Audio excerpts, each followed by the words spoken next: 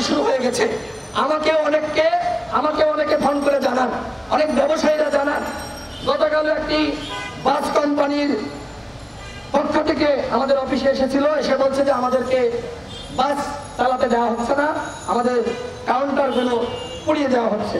তো আমি তাদেরকে বললাম যে ঠিক আছে, এতদিন আপনারা আওয়ামী লীগের দোসর ছিলেন, এখন আপনাদের নাম পরিবর্তন করেন, মালিকানা পরিবর্তন করেন, লোগো পরিবর্তন করেন, সেক্ষেত্রে অবশ্যই জনগণ আপনাদেরকে সহযোগিতা করবে, আমরা সহযোগিতা করব। কিন্তু যাদের হাতে ফ্যাসিবাদের রক্ত, যারা ফ্যাসিবাদ প্রতিষ্ঠায় সহযোগিতা করেছে, তারা যদি তাদের ওই একই নামে বাংলাদেশে তাদের কার্যক্রম পরিচালনা করে, এটি কখনোই যৌক্তিক হবে না। সুতরাং যে সকল ব্যবসায়ী, যে সকল বিভিন্ন প্রতিষ্ঠান এই আওয়ামী লীগের দুর্বৃত্তদের এতদিন সহযোগিতা করেছেন, আমরা ওই প্রতিষ্ঠানের কর্মকর্তাদের উদ্দেশ্যে বলতে চাই, কর্মচারীদের উদ্দেশ্যে বলতে চাই, আপনারা ওই প্রতিষ্ঠানের মালিকানা বদলে ফেলেন, আপনারা ওই প্রতিষ্ঠানের নাম বদলে ফেলেন, আপনারা ওই প্রতিষ্ঠানের লোগো বদলে ফেলেন, তাহলে আপনাদের কাজ করতে কোনো অসুবিধা হবে না ইনশাআল্লাহ। আমরা বাংলাদেশকে নতুন ভাবে বিনির্মাণ করতে চাই। এই বাংলাদেশে কোনো লুটপাট চাঁদাবাজি হতে দেওয়া যাবে না, এই বাংলাদেশে কোনো অন্যায় দুর্নীতি আর চলতে দেওয়া যাবে না। সুতরাং যারা চাঁদাবাজি শুরু করেছেন, যারা মনে করছেন যে এতদিন চাঁদাবাজি আওয়ামী লীগ করেছে, আমার পেটে অনেক ক্ষুধা, আমি এখন লুটপাট করব, চাঁদাবাজি করব, আমি এখন ক্ষমতায় গিয়ে মাফিয়াতন্ত্র কায়েম করব, তাদেরকে সাবধান করে দিয়ে বলতে চাই, যদি এই চেতনা লালন করেন, আপনাদের বিরুদ্ধে গণ অধিকার পরিষদ আন্দোলন গড়ে তুলবে।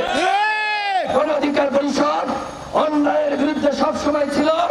গণ অধিকার পরিষদ 18 সালেই এই ফ্যাসিবাদ মুক্ত করার বীজ বপন করেছিল এবং 24 সালে এসে সেটি সফল হয়েছে। গণ অধিকার পরিষদের 9 জন ভাইকে শহীদ হতে হয়েছে। এই শহীদ ভাইদের রক্তের সাথে শপথ করে বলতে চাই, বাংলাদেশে কেউ যদি আর দুর্নীতি করতে চায়, অন্যায় করতে চায়, কেউ যদি বাংলাদেশের গণতন্ত্র হরণ করতে চায়, গণ অধিকার পরিষদ সেটি হতে দিবে না।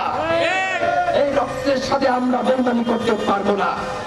আমাদেরকে নতুন বাংলাদেশ গড়ে তুলতে হবে, গণতন্ত্র প্রতিষ্ঠা করতে হবে, মানুষের অধিকার প্রতিষ্ঠা করতে হবে এবং মানুষে হানাহানি, হিংসা, বিদ্বেষ বন্ধ করতে হবে।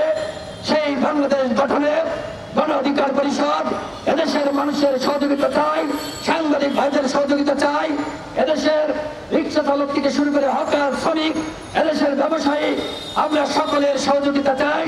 গণ অধিকার পরিষদের হাতে বাংলাদেশ নিরাপদ। সুতরাং গণ অধিকার পরিষদকে সহযোগিতা করুন, সমর্থন দিন। ইনশাআল্লাহ আগামী বাংলাদেশ আপনাদেরকে সাথে নিয়েই গণ অধিকার পরিষদের নেতৃত্বে বিনির্মাণ করা হবে। সকলে ভালো থাকবেন।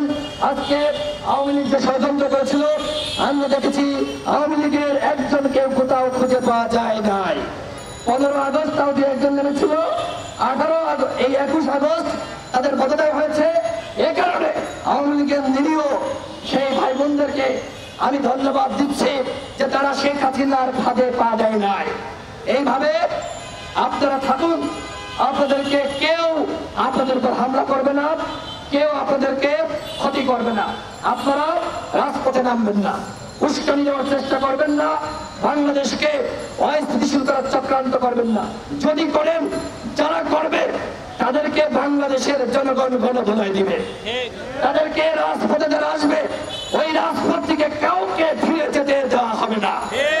বাংলাদেশের জনগণকে সচেতন থাকার আহ্বান জানাচ্ছি।